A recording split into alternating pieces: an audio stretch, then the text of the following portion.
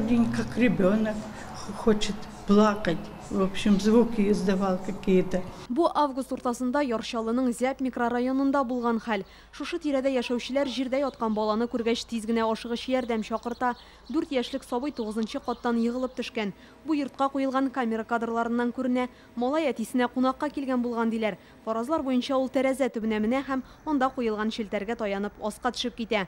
Сабый гомерен саклап калу өчен Казанның ДРКБ табиблары күп көч куйды. Состояние ребенка в настоящий момент с положительной динамикой. Баланың хәле уңай якка үзгәрә башлады. Хәзер ул хирургия бүлегенә күчерелде. Дәвалануы шунда уза. Берничә атнадан өенә кайтару мөмкинлегендә карый башларга була. Август айында Республика балалар клиник хастаханәсенә әлмәттә 1-нче каттан егылып төшкән тагын бер баланы китергәннәр иде. Ул да имгәнүләр алган. Аяныч тәмамланган очраклар бар. Ой, кызганыч инде бу минем башыма сыймады инде. Төне буе йоклый алмадым. Май айында шул ук Әлмәттә 9-нчы каттан егылып төшеп яшь ярымлык кыз үлә. Аңардан башка фатирда тәрәзә янында тагын 4 һәм 6 яшьлек сабыйлар да булган.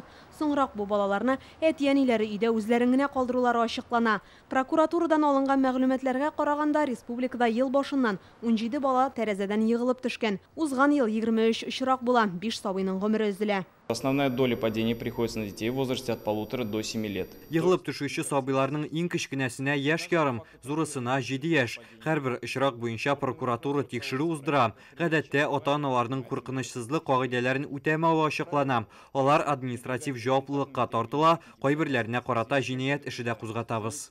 Либо ненадлежащее исполнение родителям своих обязанностей. Белгечләр иң беренче чиратта ата-ана гаепле ди. Большинство трагедий связано с тем, что дети опираются на москитную сетку. Фажига күп очракта балалар шибен ширкидән саклаучы челтәргә тотыну сәбәпле килеп чыга. Алар әле аның куркыныч икәнен чыдатмавын аңламый. Әлбәттә, моңа әти-әни гаепле, чөнки тәрәзәләр куркынычсызлык таләпләренә җавап бирми. Хәзер моның өчен бик күп төрле җайланмалар бар. Алар яңа йортларга куела башлады инде. С использованием этих технологий Куркынычсызлык җайланмаларын төзелеш материаллары сатыла торган кибетләрдә, ягъни тәрәзә җитештерүче оешмалардан сатып алырга мөмкин. Гадирәкләре дә, ачкыч белән генә ачыла торганнары да бар.